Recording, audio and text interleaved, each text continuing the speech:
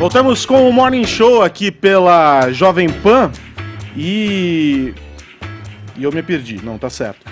Vamos falar sobre essa história, Paulinha, que repercutiu muito nas redes sociais, uma história que envolveu a atriz Samantha Schmutz, ela que usou o Instagram para relatar um caso de homofobia. Conta os detalhes. Foi postado no stories dela na segunda-feira, mas ela fixou até nos preferidos do Instagram, então se vocês quiserem conferir o relato na íntegra, vocês podem ir lá no stories da Samantha Schmutz. Eu fiz uma captura de tela para a gente entender o que aconteceu com ela quando ela pegou um táxi e começou a ouvir o que dizia o motorista. Ele contou uma história para Samantha e a gente vai acompanhar essa filmagem que tem o áudio do motorista contando o que aconteceu com ele. Vamos lá? Aí eu tomei. Aí minha mulher ficou apavorada. O que você fez? Eu dei uma coça nos dois. Né? Você bateu nos dois caras porque eles estavam se beijando? Meu Deus. Eu dei uma coça nos dois. Que isso, moço? Não, mas é verdade. Eu dei uma coça, entendeu? Mas isso foi na época, ainda não tinha lei ainda, entendeu? Ainda não tinha essa liberação total. Entendeu? Aí o cara, ele desrespeitava todo mundo. Nada a ver, um montão de casal hétero, normal, ninguém se beijando, todo mundo. Por que os dois ficavam se agarrando ali? Não tinha por que eles fazer aquilo. Não tinha por que fazer aquilo. Hoje as cabeças estão diferentes.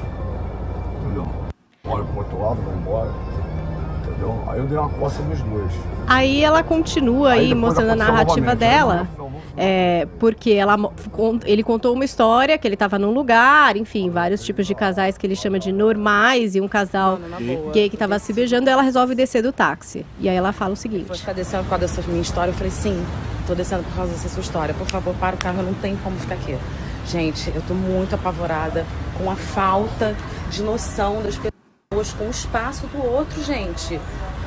Em todas as áreas, gente, pelo amor de Deus, que tristeza, que tristeza. Por isso que a gente tem que lutar pela educação mesmo, porque sem educação as pessoas não tem como respeitar o limite do outro, até onde vai o seu limite.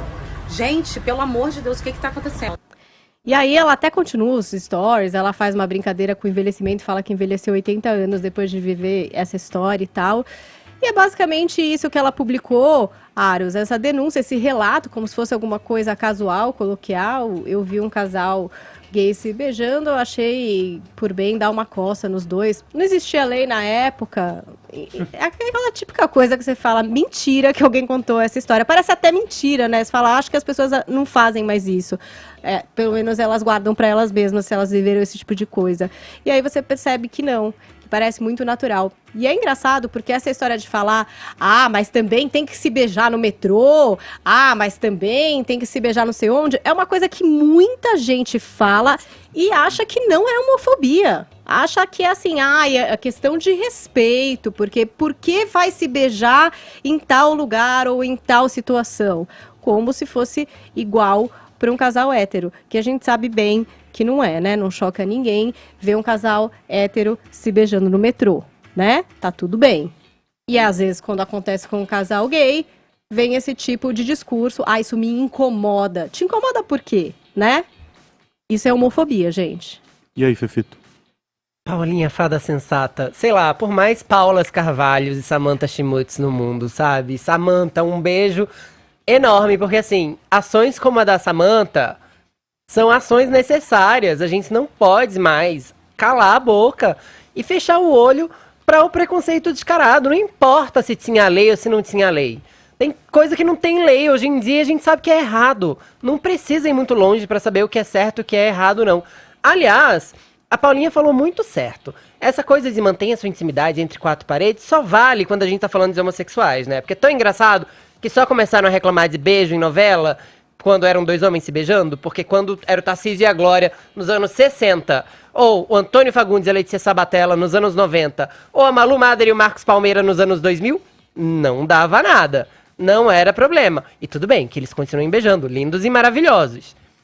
A gente tem que parar de colocar essa pecha de que homossexuais são promíscuos e provocadores, porque quem fala isso certamente nunca foi numa micareta, ou numa micareta sertaneja, que tem um monte de hétero aí, ó, no interior de Minas Gerais, no Nordeste, se agarrando, mas assim, às vezes contando quantas bocas beijou, ou fazendo sexo ao vivo, fazendo sexo em público, porque a gente vê esses vídeos circulando nas redes sociais.